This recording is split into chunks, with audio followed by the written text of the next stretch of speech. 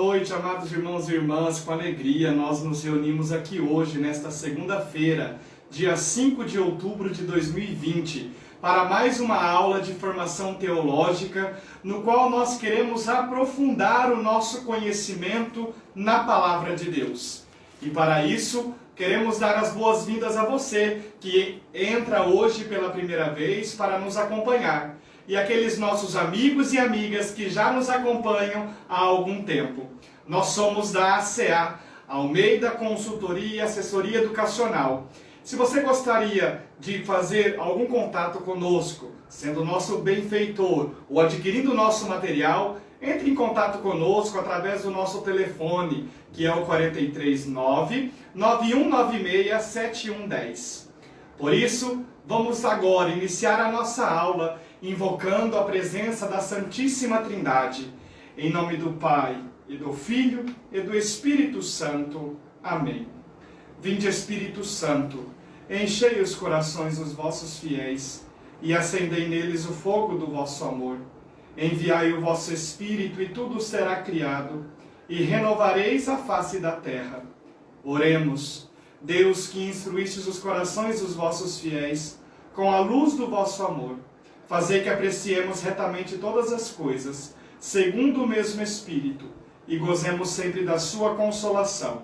Por Cristo Senhor nosso. Amém. Santa Maria, Mãe de Deus, rogai por nós. Em nome do Pai, e do Filho, e do Espírito Santo. Amém. Muito bem, meus amados irmãos e irmãs, na aula passada nós havíamos estudado desde a saída do povo de Deus do Egito, a sua caminhada no deserto mais ou menos por 40 anos, e nós encerramos a aula lendo alguns fragmentos de Josué capítulo 6, quando o povo conquista a cidade de Jericó e eles fazem a sua entrada solene na terra prometida, na terra santa, no qual o Deus de Abraão, Isaque e Jacó havia prometido dar desde os seus antepassados. Deus cumpre a sua promessa, porque Deus é fiel. Então, quando o povo de Deus, o povo de Israel, entra na terra prometida, conquistando a cidade de Jericó, nós temos o início daquilo que nós chamamos de período dos juízes, ou a era dos juízes, ou o tempo dos juízes. Veja, vamos pegar a nossa Bíblia lá no livro de Josué, capítulo 5, versículo 10. Josué 5, 10. É ali depois do Pentateuco, é o primeiro livro depois do Pentateuco, né? O sexto livro da Bíblia. Josué capítulo 5, versículo 10. Enquanto os israelitas estavam acampados em Gilgal, então Gilgal é a grande montanha que está de frente para a terra prometida. Então, enquanto o povo de Deus estava acampado em Gilgal, celebraram a Páscoa no 14º dia do mês, à tarde, nas planícies de Jericó. Versículo 11. No dia seguinte à Páscoa, comeram do produto do país, pão sem fermento e trigo tostado, naquele mesmo dia. Versículo 12.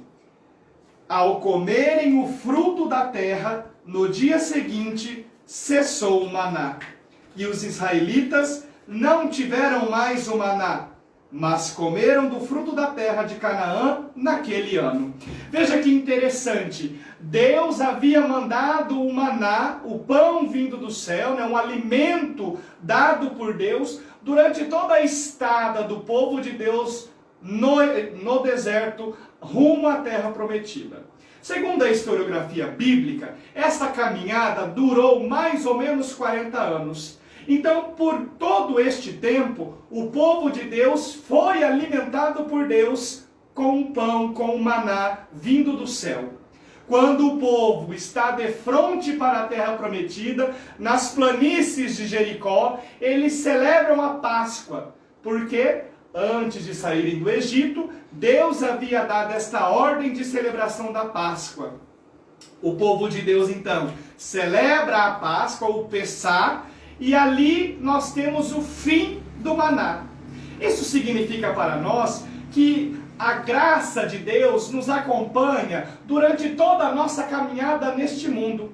E significa também que muitas das vezes nós não teremos mais o maná, porque senão nós nos acomodaríamos, nós como que não nos esforçaríamos em colher, em plantar com os nossos próprios braços, com as nossas próprias mãos e comer do suor do nosso rosto. Deus permite que o povo, durante a travessia, que não tinha como ter alimento, seja alimentado por ele. Mas a partir do momento que o povo tem condições de lavrar a terra e de agora plantar e colher, Deus cessa o maná.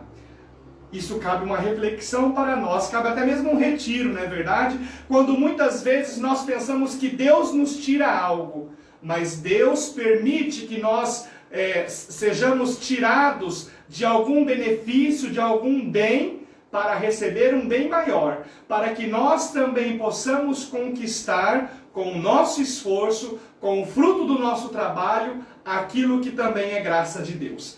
E aí nós vimos na aula passada, a leitura do capítulo 6, claro, alguns versículos, a conquista da terra de Jericó. Mas o que é importante, que já está aqui no quadro, é que o período dos juízes, segundo alguns cálculos, até mesmo fornecido pela palavra de Deus, pela Sagrada Escritura, foi mais ou menos do ano 1390 a.C. até o ano 1030. No entanto, esta data aqui, ela é um pouco duvidosa. Por quê? Ora, nós lembramos, e já falamos em aulas passadas, que o povo de Deus saiu do Egito mais ou menos no ano 1250. Se o povo saiu no ano 1250, significa que mais ou menos neste tempo não era tempo de juízes. Mas nós vamos ver, e segundo alguns dados bíblicos, alguns juízes que são nominados, eles estão aqui mais ou menos neste período, século XIV a.C. Então, aqui nós já vemos que a Bíblia não é um livro histórico, estritamente no sentido da palavra que nós temos hoje e entendemos por história. Até porque o autor sagrado, ou os autores sagrados, não estavam preocupados com dados históricos. Eles não tinham calendários como nós o temos hoje. Até porque o calendário deles era um outro estilo, era um outro tipo, era uma outra contagem.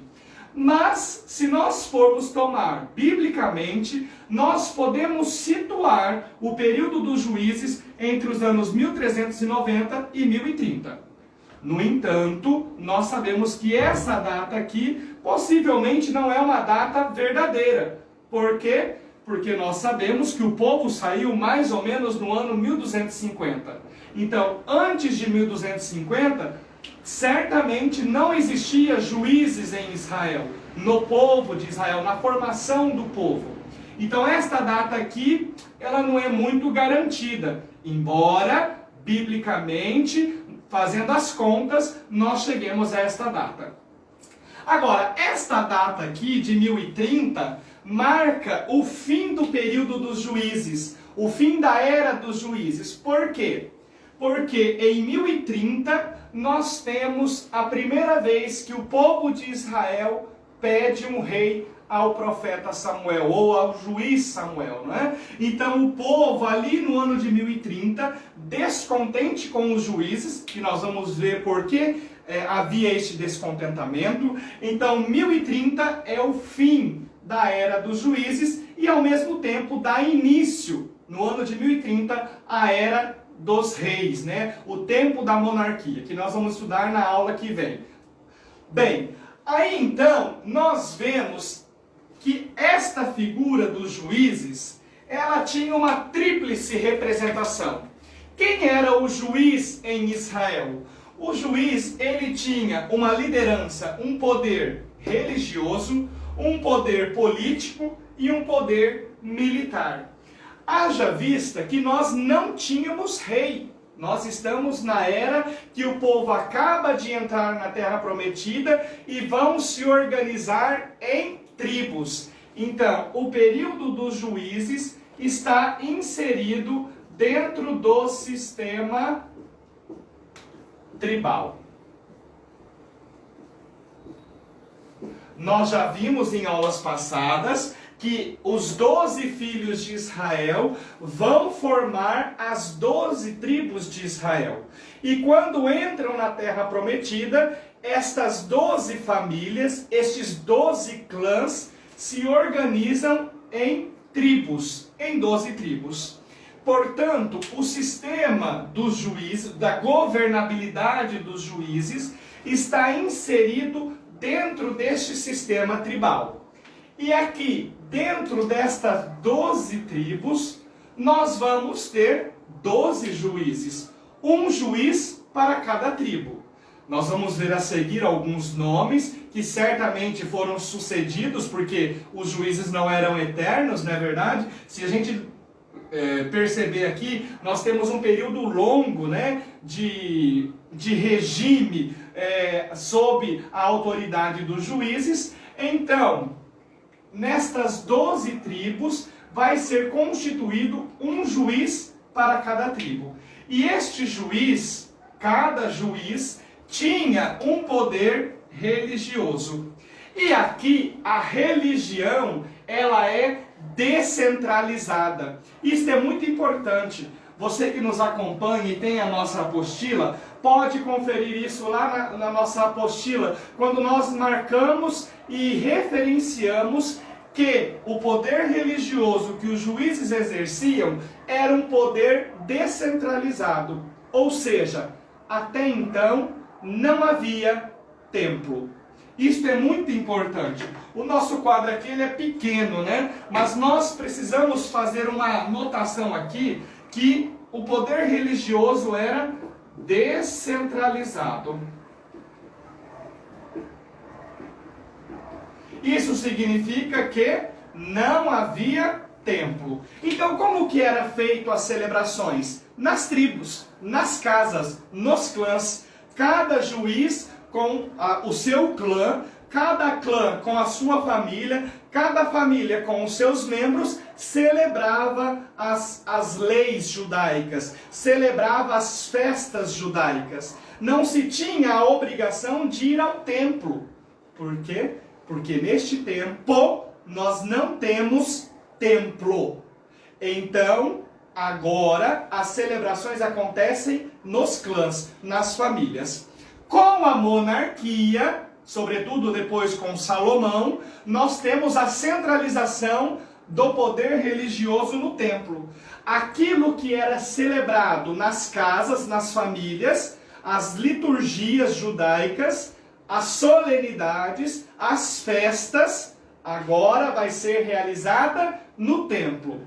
Mas agora, no tempo dos juízes, estes juízes, eles possuem um poder religioso, ou seja, é eles que organizam as celebrações judaicas.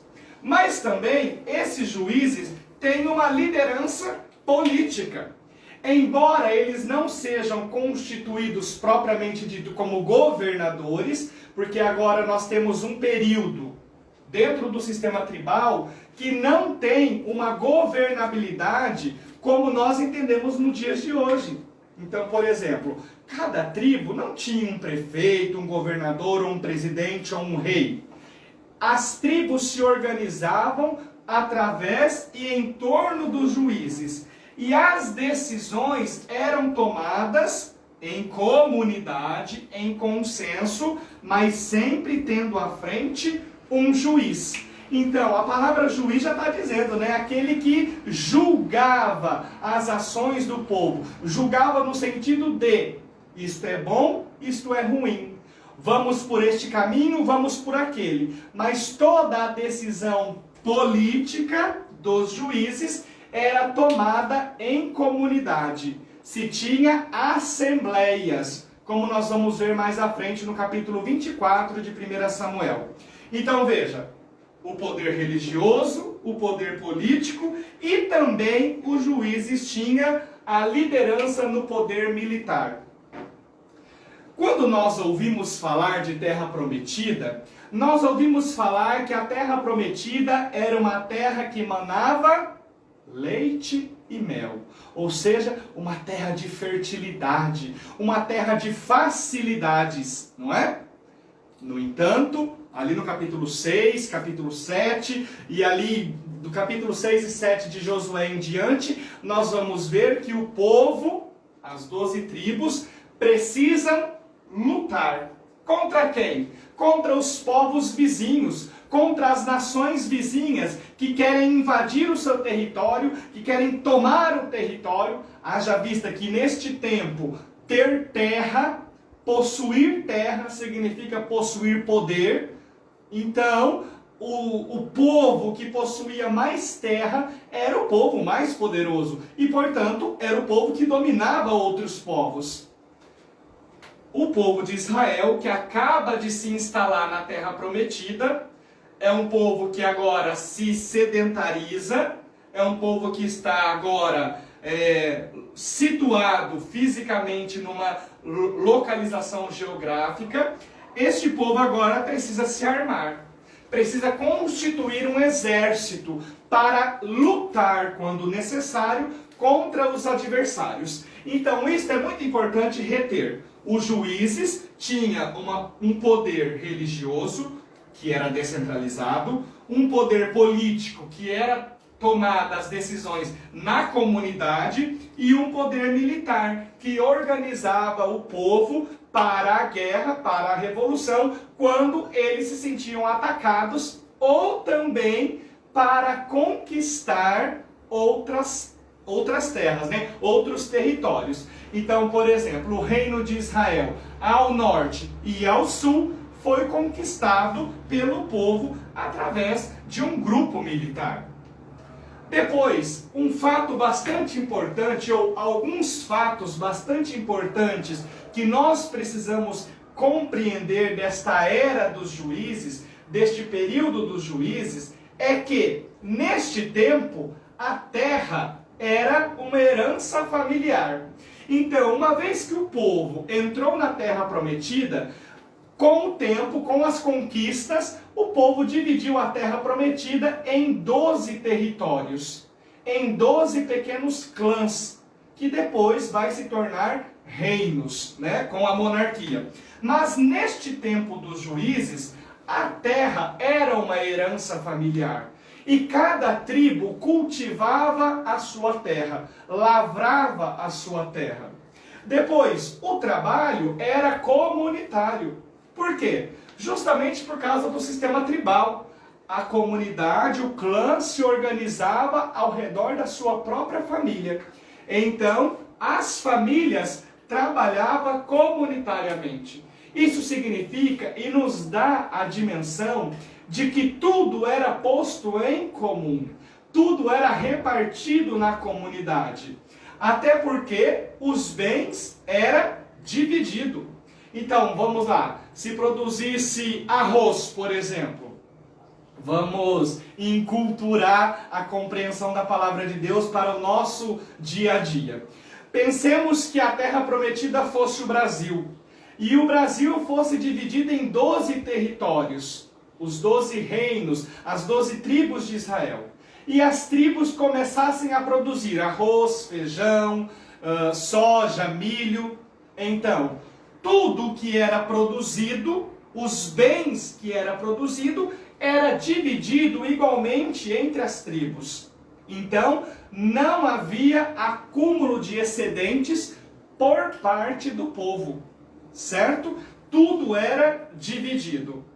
Depois, a religião era descentralizada, como nós já vimos aqui quando eu falava do poder religioso que os juízes exerciam em nome e à frente do povo. Então a religião era descentralizada. Isto vai se acabar quando Salomão, filho de Davi, o terceiro rei de Israel, né? Ele entra no poder, ele sobe ao trono, sucedendo o seu pai Davi, e Salomão vai construir um templo. E aí então a religião vai se tornar centralizada no templo. Aonde que se reza? Aonde que se presta culto? Aonde se oferece as oferendas? Aonde se faz o sacrifício? No templo.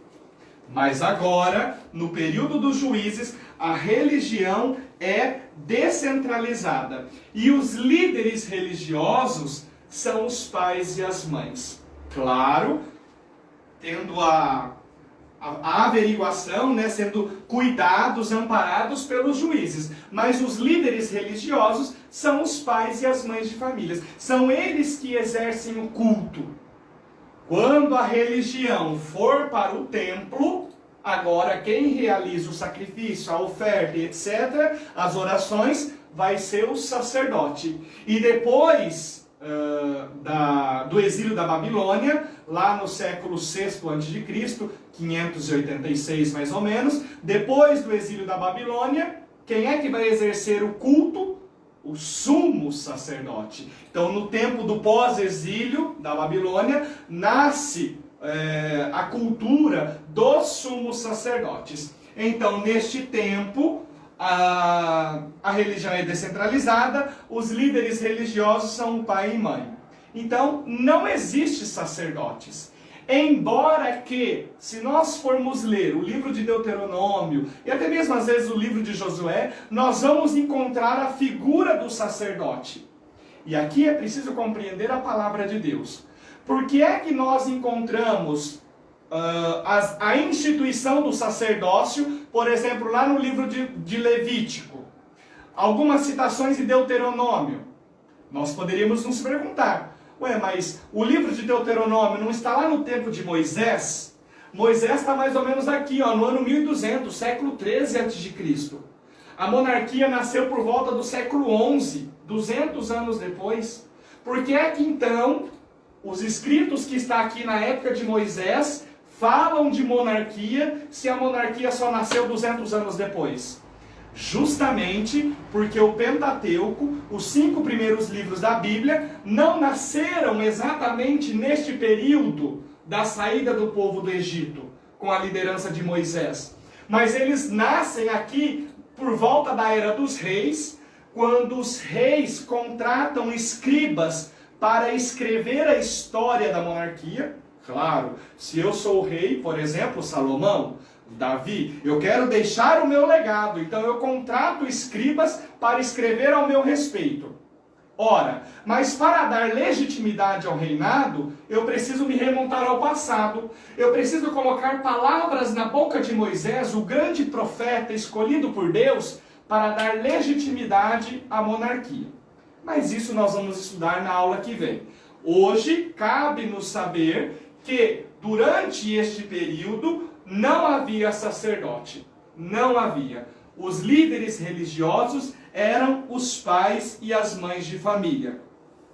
As leis eram para garantir a vida comunitária. Lá na monarquia, quando nós formos estudar, as leis vai ser para controlar o povo, não é? Porque se você deixa o povo muito solto, o povo se rebela e toma o poder. Aqui, no tempo dos juízes, as leis servem para organizar a vida comunitária do povo. As decisões são tomadas em assembleias. Um exemplo disso é a Assembleia de Siquém. Vamos abrir a nossa Bíblia lá em 1 Samuel 24. Um pouquinho para frente aí de Josué, onde a gente estava. 1 Samuel 24.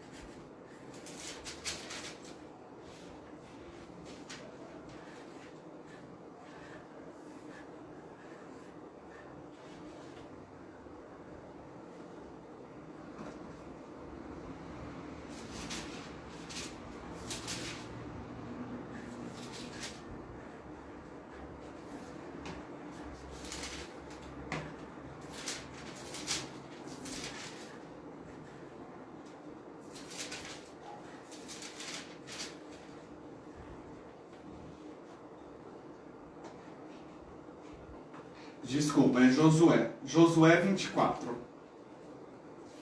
Ali onde a gente estava mesmo. Josué, capítulo 24. Então, lá no livro de Josué, capítulo 24, nós temos a Assembleia de Siquém. Nós temos um exemplo claro, e aqui é o ápice, né, da comunidade, do sistema tribal, quando o povo vai escolher adorar o único Deus verdadeiro, o Deus de Abraão, Isaque e Jacó, e vão dizer não aos outros deuses. Então, Josué 24.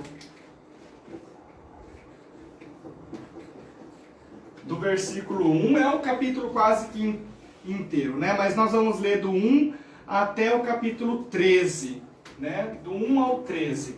Nós temos a Assembleia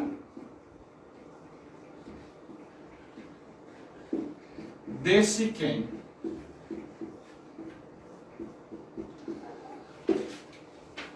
Josué 24, 1. Josué reuniu todas as tribos de Israel em Siquém, convocou todos os anciãos, seus chefes, seus juízes, seus escribas, que se colocaram ordenadamente na presença de Deus.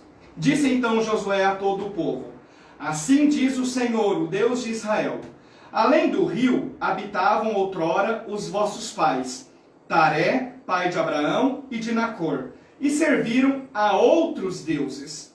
Eu, porém, tomei o vosso pai, Abraão, do outro lado do rio e os fiz percorrer toda a terra de Canaã.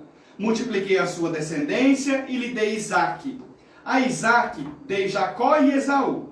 A Esaú dei em herança a montanha de Seir. Jacó e seus filhos desceram ao Egito. Em seguida, enviei Moisés e Arão e feri o Egito com os prodígios que operei no meio dele. Depois vos fiz sair de lá. Versículo 6. Eu fiz, portanto, a vossos pais saírem do Egito e chegastes ao mar. Os egípcios perseguiram vossos pais com carros e cavaleiros até o mar dos juncos. Clamaram então ao Senhor, que interpôs uma nuvem espessa entre vós e os egípcios. Olhos que eu fiz no Egito e depois no deserto por longos dias.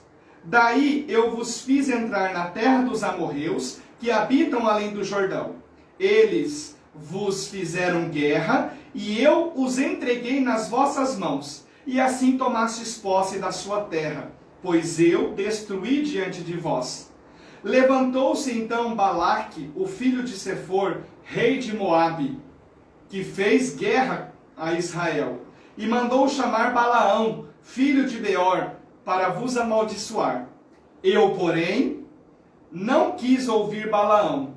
Ele teve de vos abençoar, e eu vos salvei de sua mão.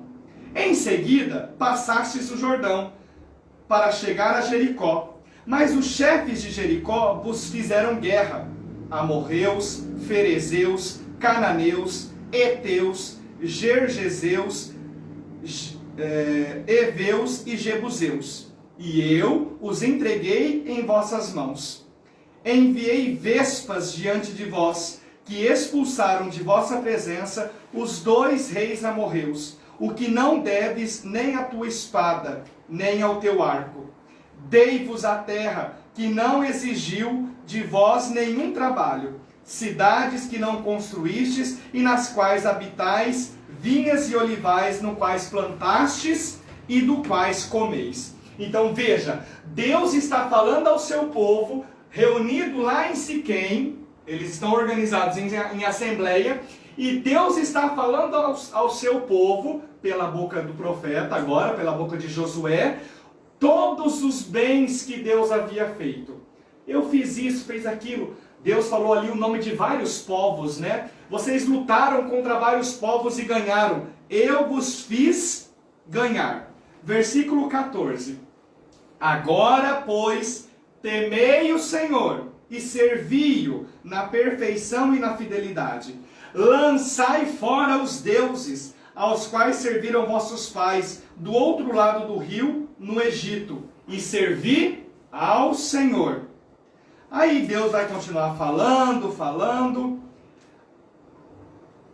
Versículo 21. O povo, porém, respondeu a Josué: não, é ao Senhor que queremos servir. Disse então Josué ao povo: sois testemunhas contra vós mesmos de que escolhestes o Senhor para servir. Responderam: somos testemunhas. Lançai fora, pois, os deuses estrangeiros que estão no meio de vós, e inclinai o vosso coração para o Senhor, o Deus de Israel. O povo disse a Josué: ao Senhor nosso Deus serviremos, e a sua voz obedeceremos. Então, na Assembleia de Siquém, vale a pena depois vocês lerem mais com calma o capítulo 24 de Josué. Na Assembleia de Siquém, o povo escolhe o Deus verdadeiro. Qual é o Deus verdadeiro? O Deus de Abraão, Isaque e Jacó. Todas as nações vizinhas e os antepassados do povo de Israel haviam adorado e servido a outros deuses. E agora Josué os reúne lá em Siquém.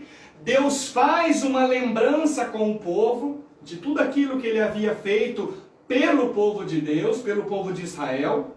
E aí Josué pergunta: vocês querem servir aos deuses? Ou vocês querem servir ao Deus verdadeiro que fez tudo isso por vocês? E aí o povo diz: nós queremos servir ao Deus de Abraão, de Isaque e de Jacó. Nós queremos servir ao Deus verdadeiro. Então veja, toda a comunidade agora opta, escolhe se reverenciar diante do Deus verdadeiro. Ou seja, eles excluem os ídolos, os falsos deuses, e escolhe o Deus de Abraão, Isaque e Jacó como o Deus verdadeiro. Então a Assembleia de Siquém dá para nós esta ideia de organização do sistema tribal. O povo escolhe servir ao Deus de Israel. Então, todo o período tribal, ele foi marcado por altos e baixos, né? Todo o sistema de governabilidade tem os seus altos e baixos. Então, aqui nós estamos no ponto alto, né? Quando o povo todo vive em harmonia. Isso é muito importante frisar. O sistema tribal, nos seus princípios, era governado numa harmonia comunitária. No entanto, com o tempo, como nós vamos ver um pouquinho já a seguir, o sistema tribal já começa a não funcionar porque não há mais harmonia. Porque os juízes e, sobretudo, os filhos dos juízes vão se corromper, vão se prostituir adorando outros deuses, né? Aqui na Bíblia, prostituição com os ídolos não tem a ver com relações carnais, mas tem a ver a ter relações com outros deuses. Ou seja, eu adoro outros deuses, né? Sobretudo quando o profeta Oséias, quando nós chegamos lá no tempo da monarquia, e sobretudo no tempo dos profetas, o profeta Oséias, ele usa bastante esse termo, né? O meu povo se prostituiu. Por quê? Porque Deus é o esposo do seu povo. Deus é o esposo que desposa o seu povo. Então, quando o povo adora outros deuses, é como se o povo estivesse adulterando esta relação de intimidade que Deus estabelece com o seu povo. Por isso, agora, nós vamos ver quem eram os 12 juízes de Israel. Os 12 juízes de Israel. Então nós temos Otoniel,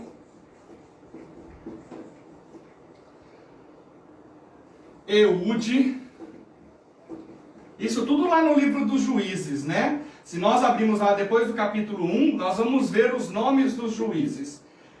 Otoniel, Eude, Sangar,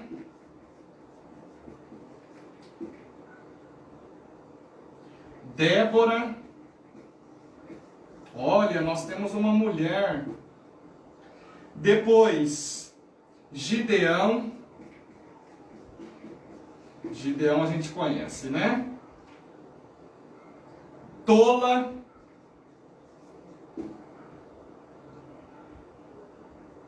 Jair,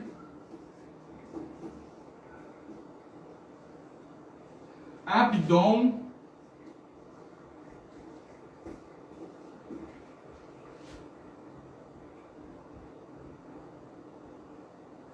Sansão,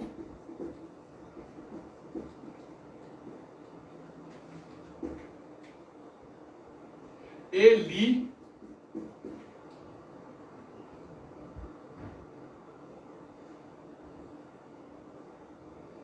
Ibsã,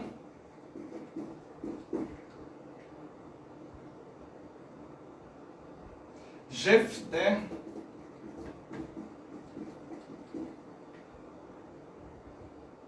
Elon. Vamos lá. 1, 2, 3, 4, 5, 6, 7, 8, 9, 10, 11, 12, 13. Muito bem.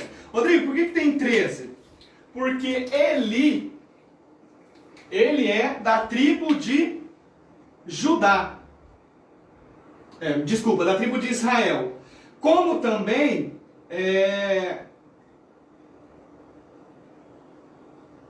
Otoniel da tribo de Judá, Eude da tribo de Benjamim, Sangar da tribo de origem desconhecida.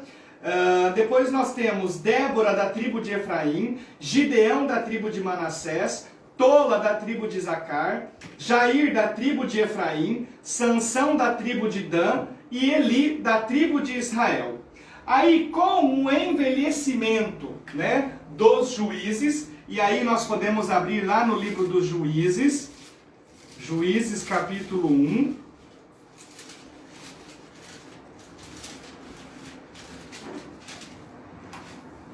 Juízes capítulo 1, versículo 1. Instalação de Judá, de Simeão, de Caleb e dos Quenitas. Nós vamos ver aí a organização, né? Versículo 27. A organização das tribos, como elas vão sendo divididas, né? Aí depois, lá no versículo 6 do capítulo 2 de Juízes, nós temos uma segunda introdução, né? Então Josué despediu o povo e os israelitas partiram, cada qual com sua herança, a fim de tomar posse da terra. Então o povo vai como que de novo conquistar a terra, né? Isso porque nós sabemos, a Bíblia foi escrita por vários autores, né? Mas aí nós vamos acompanhando o capítulo 2, 3, e aí lá no capítulo 3, versículo 7, nós temos a divisão das tribos com os seus respectivos juízes. Então nós temos o Otoniel, a Ode, a Débora e Baraque. Capítulo 5, nós vamos ter o cântico de Débora após a vitória. Depois nós temos lá no capítulo 6, Gideão e Abimeleque. Enfim, todo o livro de Juízes vai contar a narrativa desses juízes que governavam as 12 tribos de Israel. Acontece que com o tempo Otoniel morre, Eude morre, Sangar, Débora. E quem é que entra? Os seus filhos, né? Os seus filhos passam a se tornar juízes em Israel. Mas com o tempo, estes filhos dos juízes vão começar a desobedecer a Deus. Não vão honrar aquilo que os seus antepassados, aquilo que o povo havia firmado como contrato, como pacto, lá em Josué 24, na Assembleia de Siquém. Lembra? Josué 24, o povo escolhe servir unicamente ao Deus de Israel. Quando os juízes que foram escolhidos por Deus para governar, para estar à frente do povo no sistema tribal, morrem, os seus filhos vão assumindo o poder, né?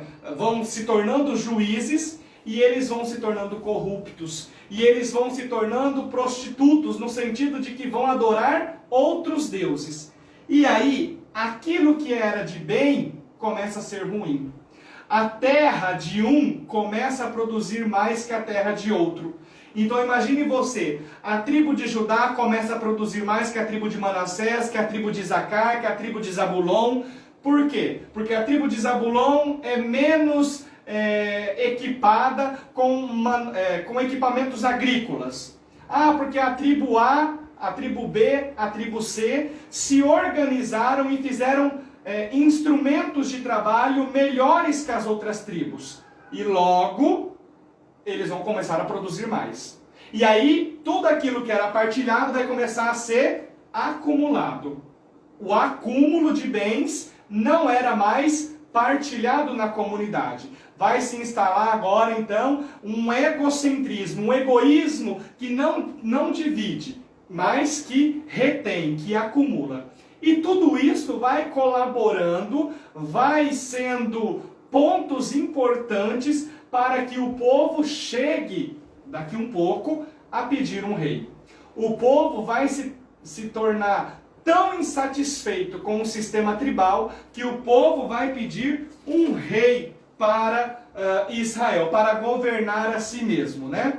Então, quando nós temos o envelhecimento dos juízes, sobretudo aqui na era do profeta, do juiz Samuel, o povo insatisfeito com aquilo que os filhos dos juízes estão fazendo, vão pedir um rei para Samuel. O povo então passa a pedir um poder centralizado. Então é importante que a gente retenha isso, né?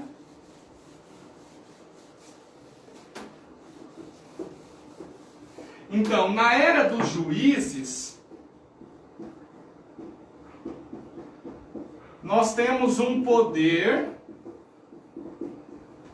descentralizado. Ou seja,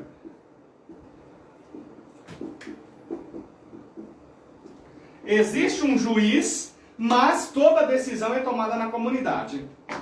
Com a monarquia é o período dos reis, né? Com a monarquia, o poder agora vai ser centralizado. Centralizado onde? No palácio, ou seja, aonde o rei habita. O rei agora ele tem o centro do poder, né? Como nós vamos ver na aula que vem, na aula que vai vir na próxima semana. Então, o período dos juízes, ele se conclui em Samuel, quando, ao final de sua vida, o profeta nomeia seus filhos como juízes sobre Israel. Então, algumas páginas para frente aí do livro de Juízes, nós temos o livro de 1 Samuel 8. 1 Samuel 8. Então, como é que vai terminar esta era dos juízes? Bem, ela começa a entrar numa decadência. Por quê? Porque os juízes começam a se tornar corruptos, porque há acúmulo de excedentes, não se partilha mais, e o povo agora quer um poder centralizado. Então vamos lá. 1 Samuel 8, 1.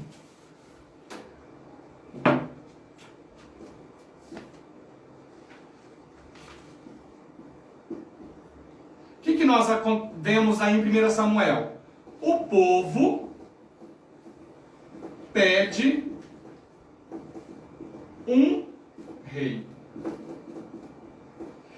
Aqui nós temos um grande problema, mas vamos ler antes para a gente ver. 1 Samuel 8, 1. Samuel, quando envelheceu, constituiu seus filhos juízes para Israel. O primogênito chamava-se Joel e o segundo Abias. Eles foram juízes em Bersabeia. Mas seus filhos não seguiram o seu exemplo. Ao contrário, orientaram-se pela ganância e deixaram-se subornar e fizeram desviar o direito. Então, todos os anciãos de Israel reuniram-se e foram ao encontro de Samuel em Ramá e disseram: Tu te envelheceste e os teus filhos não seguem o teu exemplo. Agora, portanto, constituí sobre nós um rei que exerça a justiça entre nós, como acontece com todas as nações. Epa, pera lá. O povo agora começa a olhar as outras nações e quer copiar o modelo das outras nações. Mas, lá em Josué 24, o povo já tinha escolhido o Deus de Israel como o Deus verdadeiro. Isso significa o quê? Que lá em Josué 24, na Assembleia de Siquém, o povo de Israel disse: nós não queremos ser como os outros povos. Mas agora, em 1 Samuel, o povo parece que volta atrás, manca na fé, e pede a Samuel que tenha, que eleja, que escolha, que unja um novo rei para Israel. Por quê?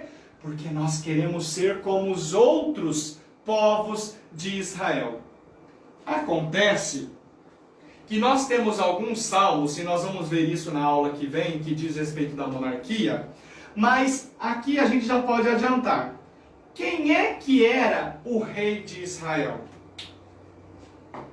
Mas Rodrigo, você acabou de dizer que até então não tinha rei em Israel? Como é que você está falando agora quem era o Deus de Israel?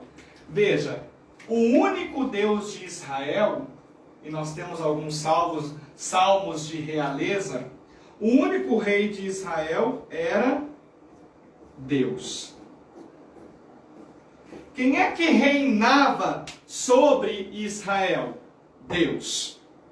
Quando o povo vai até o profeta e pede um rei, o que é que significa este pedido? Significa que que o povo está dizendo assim: olha, Deus não reina mais sobre nós. Nós queremos que um homem, que uma pessoa, que uma criatura reine sobre nós.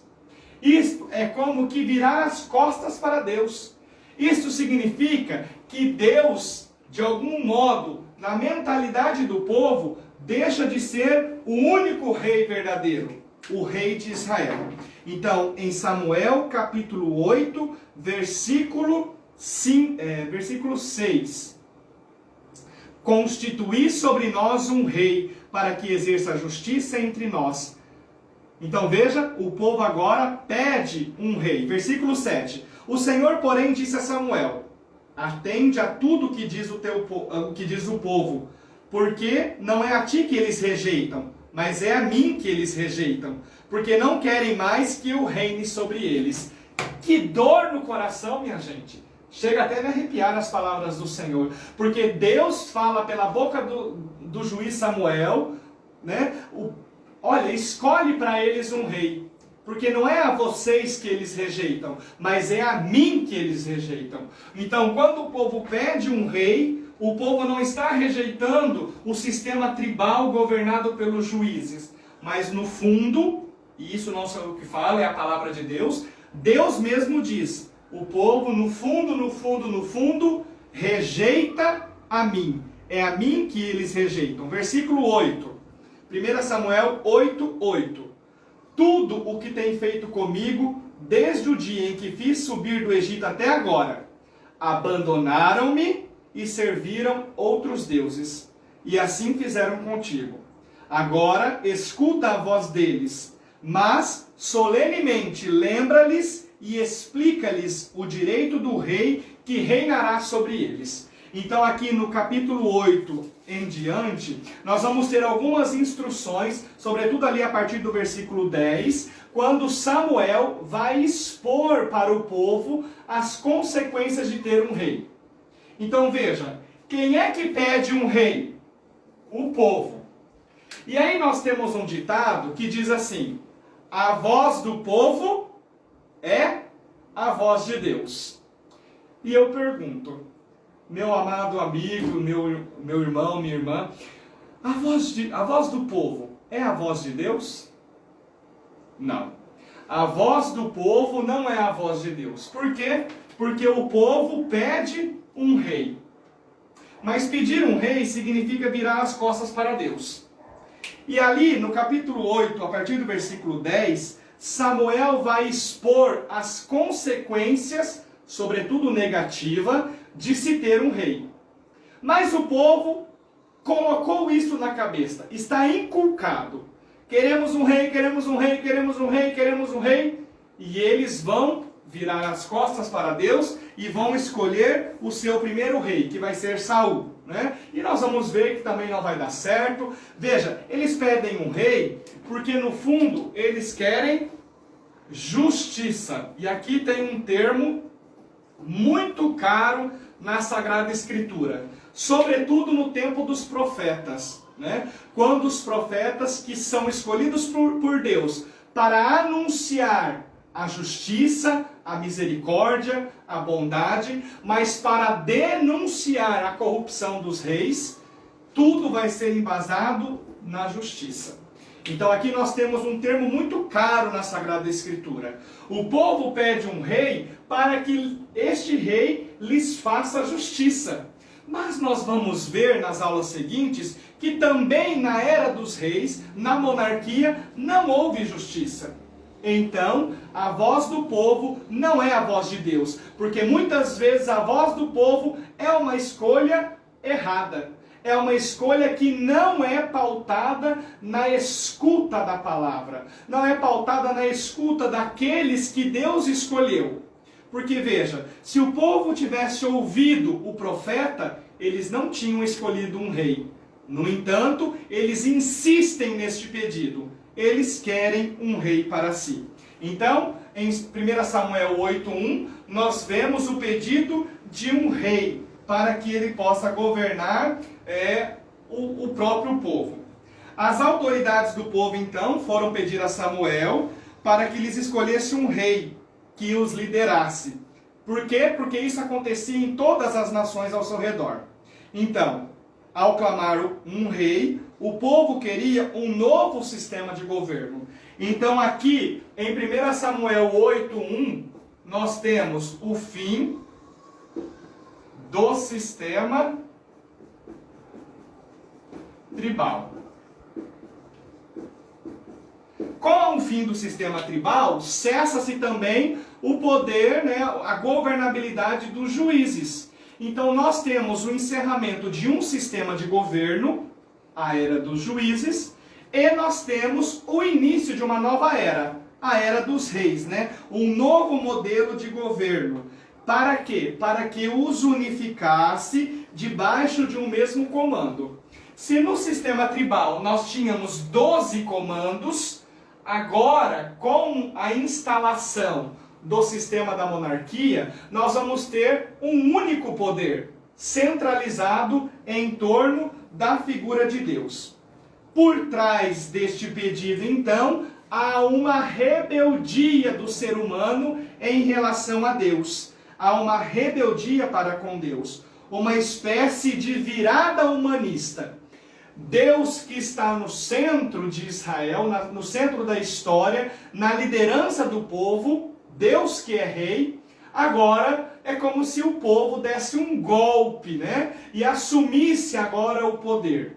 Nós queremos que homens reinem sobre nós. E aqui nós vemos um ato de rebeldia do ser humano para com Deus. Porque Deus era o rei de Israel, que guiou, que protegeu, que cuidou, que alimentou, como nós vimos aqui nos versículos anteriores, É o próprio Deus que os fez sair do Egito, que os amparou, que os fez ser vitoriosos na guerra. No entanto, agora, eles escolhem um outro tipo de governo. E eles escolhem, então, a monarquia. Veja, vamos abrir lá no Salmo 93, para nós irmos quase que concluindo a nossa aula de hoje. Salmo 93. Salmo 93, versículo 1. Talvez na sua Bíblia seja o Salmo 92. Então vamos até anotar aqui para vocês poder ter mais clareza. Então, Salmos da Realeza, Salmo 93, ou em algumas Bíblias é o 92, versículo 1. Diz assim: O Senhor é rei, vestido de majestade. O Senhor está vestido, envolto em poder. Sim, o mundo está firme e jamais tremerá. Veja, quem é que é o rei? O rei é o Senhor. É o Deus de Israel. Salmo 93, é o Senhor que é rei. Salmo 95. Salmo 95, versículo 4.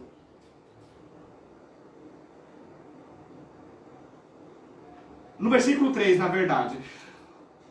Salmo 95 ou Salmo 94? Então, 95 ou o 94 em algumas Bíblias, versículo 3. Diz assim: porque o Senhor é o grande Deus, o grande Rei sobre todos os deuses. Então, quem é que é o grande Rei de Israel? É Deus.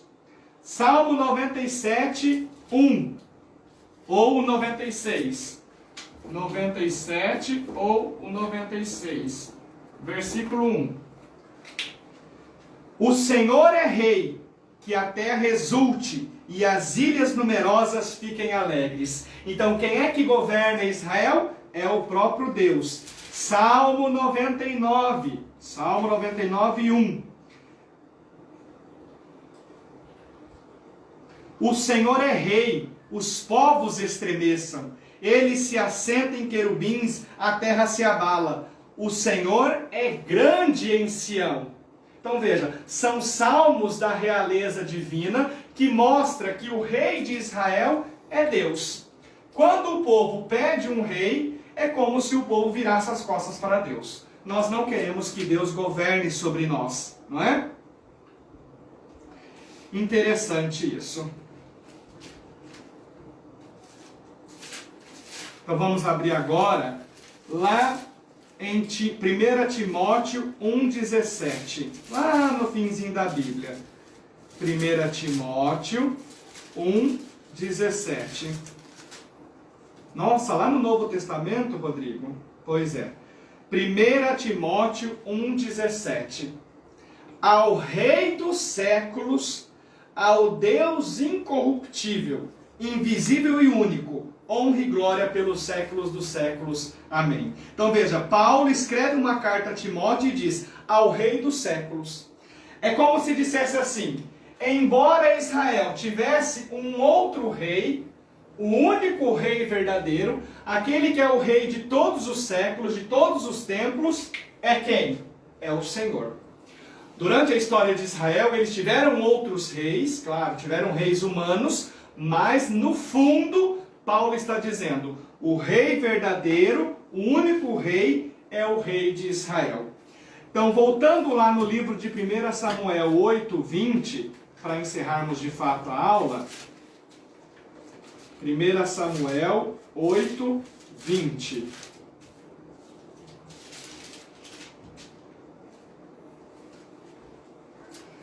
Vamos no 19. 1 Samuel 8, 19. O povo, no entanto, então assim, Samuel havia advertido o povo de todas as consequências de ter o sistema da monarquia, que não ia ser uma boa coisa, um bom pedido. Versículo 19. O povo, no entanto, recusou-se a atender a palavra de Samuel e disse, não, nós teremos um rei e seremos, nós também, como as outras nações. O nosso rei nos julgará, irá à nossa frente e fará as nossas guerras. Veja, quem é que ia à frente do povo, minha gente? Não era o Deus verdadeiro, o único rei de Israel? Quem é que os protegia, os defendia? Não era o único Deus verdadeiro? E agora o povo está dizendo, não, quem vai à nossa frente vai ser o nosso rei. É ele que vai nos dirigir. Versículo 21 do capítulo 8 de 1 Samuel. Samuel ouviu tudo o que o povo disse e o contou ao ouvido do Senhor.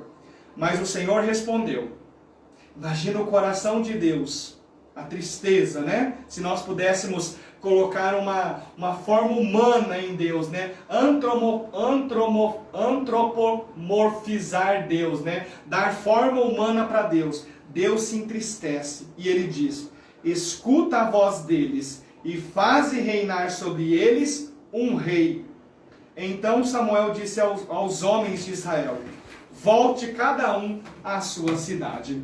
Então, meus queridos, o motivo pelo qual o povo queria um rei era um motivo errado. Eles queriam um rei porque eles queriam ser semelhantes às outras nações. Então, no fundo, na base do pedido do povo de Deus para ter um rei, era um motivo que não era um motivo legal. Eles desejavam ser como as outras nações, tendo um rei para lutar com eles nas suas batalhas.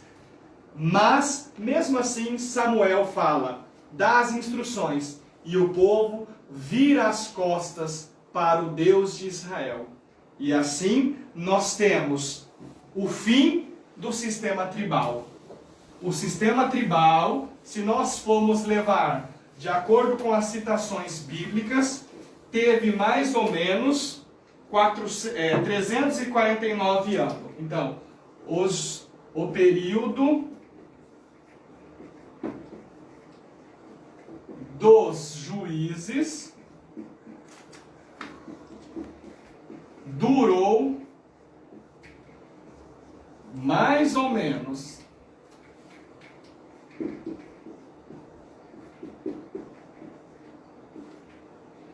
349 anos. Mais ou menos 349 anos. Embora que nós sabemos que não é um número exato, né? Porque se o povo entrou mais ou menos no ano 1210, 1200 na Terra Prometida, então até 1030 nós temos menos de 349 anos. Mas o que importa para nós aqui é que em 1 Samuel capítulo 8, até o versículo 22, nós temos o fim do sistema tribal, o fim da era dos juízes. E agora, a partir do capítulo 9, vai ser eleito um rei e nós vamos iniciar uma nova fase. Então nós estamos mais ou menos aqui, ó, no ano 1000, por volta do ano 1000, né? Ano 1030, quando o povo pede um rei para Israel. Veja o tanto que nós já andamos, né? Desde lá os patriarcas, 1800 e pouco, fomos andando, e já estamos no ano 1000, mais ou menos, quando começa a Era dos Reis. Certo, minha gente? E assim nós encerramos a aula de hoje. Gostaria de falar uma novidade para vocês que nos acompanham aqui no nosso canal de evangelização através da ACA, Almeida Consultoria e Assessoria Educacional. A partir de novembro, nós vamos ter um curso de Mariologia. O que é Mariologia? Mariologia é um curso dentro da área da teologia que estuda a respeito de Maria, a mãe de Jesus. Os dogmas que envolvem Maria e o seu papel na igreja e na sociedade. Então nós queremos fazer um convite a você para que nos acompanhe neste curso de Mariologia. A Mariologia, né, desde a sua perspectiva bíblica, exegética, teológica, doutrinária, e o papel de Maria juntamente com o papel da mulher na sociedade e no mundo. Então, nós queremos convidar você para este curso de Mariologia. Mariologia, o papel da mulher na sociedade e na igreja. Venha conosco. Para maiores informações, deixe um comentário aí no nosso canal aí do vídeo ou através do telefone 439 9196 7110. Encerrando esta nossa aula, coloquemos a nossa vida, tudo o que nós temos e somos, sob a proteção de Maria Santíssima, para que ela nos apresente até o seu Filho Jesus. Ave Maria, cheia de graça, o Senhor é convosco. Bendita sois vós entre as mulheres, e bendito é o fruto do vosso ventre, Jesus. Santa Maria, Mãe de Deus, rogai por nós, pecadores, agora e na hora de nossa morte. Amém. Santa Maria, Mãe de Deus, rogai por nós. Estivemos reunidos e sempre estaremos. Em nome do Pai, do Filho e do Espírito Santo. Amém. Uma boa noite, uma ótima semana. Não esqueça de compartilhar e de curtir o nosso vídeo. Um grande abraço e até a semana que vem. Toda a Bíblia é comunicação de um Deus amor, de um Deus irmão. É feliz quem crê na revelação.